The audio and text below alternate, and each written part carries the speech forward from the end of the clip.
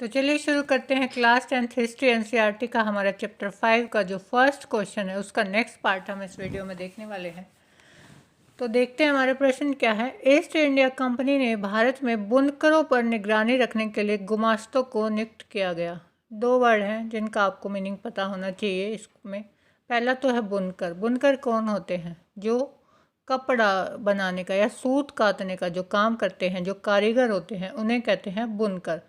दूसरे होते हैं गुमास्त। गुमास्त कौन थे?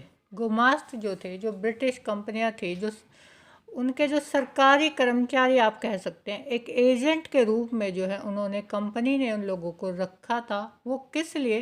ताकि वो बुनकरों पर जो है निगरानी रख सकें कि वो अपना माल जो है किसी और को ना बेचे, कोई और जो नया व्यापारी वर्ग है वो जो है उन बुनकरों पर अपना अधिकार ना जमा पाए, और वे बुनकर जो है अपने काम को अच्छे ढंग से करें, कोई लापरवाही ना करें।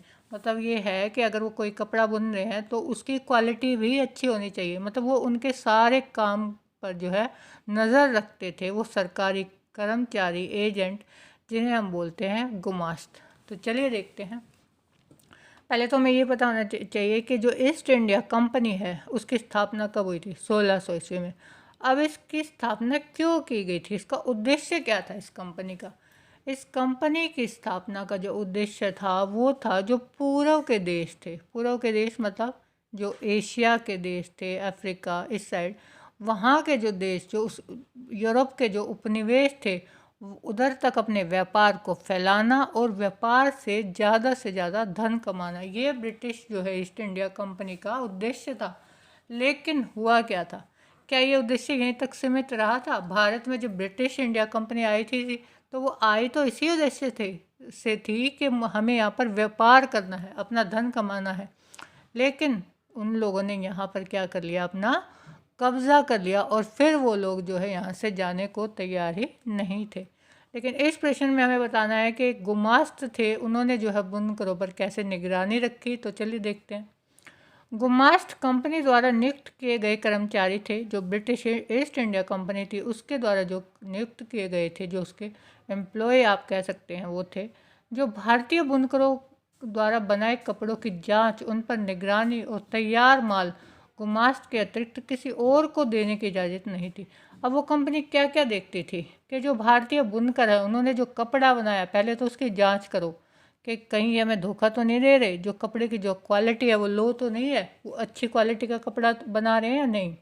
दूसरा क्या था कि जो उन्होंने तैयार माल किया है, जो माल तैयार किया है, वो ब्रिटिश कंपनी के अलावा जो है कोई और कंपनी, किसी और देश की कंपनी है या कोई और व्यापारी वर्ग है, क्या वो बुनकर है उनको तो नहीं अपना माल बेच रहे। तो ये सारी चीज़ों की निगरानी कौन रखते थे? गुमास्त। ये गुमास्त बाहर के लोग होने की वजह से बुनकरों के साथ सख्ती से पेश आते थे। अब ये हमारे लोकल तो थे नहीं कि भाई चलो भारत के लोग हैं तो थोड़ा सा जो है दया कर लेंगे, बुनकरों को थोड़ी छूट दे देंगे कि चलो भाई कोई नहीं, तुम्हें ज़्यादा पैसे मिल रहे हैं तो तुम किसी और को अपना माल बेच दो। जी नहीं, ये बाहर के लोग थे, ये इनके साथ पूरी सख्ती से पेश आते थे। मतलब ये अपने काम में जो है किसी को कोई ढील नहीं मिलती थी, और बुनकरों को उनके तैयार माल की कीमत भी जो है वो लोग बहुत कम देते थे। अब सबसे बड़ा शोषण जो है, जो ब्रिटिश ईस्ट इंडिया कंपनी थी वो भारतीयों के साथ यही करती थी कि उन्हें जो है अच्छी क्वालिटी भी चाहिए, अब अच्छा जो है माल जो है उनको उसके जो है वो तैयार जो है समय पर चाहिए, सारी चीज़ें उन्हें चाहिए, लेकिन उसका वेतन जो है, जो उनकी जो कीमत है वो उन्हें बहुत कम मात्रा में वो लोग देते थे। तो इस तरह से जो गुमास्त हैं वो उन बुनकरों पर अपनी नज़र पूरी तरह से रखते थे। क्वेश्चन आपको समझ में आया हो, वीडियो अच्छी लगी हो तो चैनल को सब्सक्राइब कर लीजिए, और हैंड रिटन नोट्स के लिए मैंने डिस्क्रिप्शन में मेल आईडी दिया है, वहाँ आप मुझे मेल कर सकते हैं।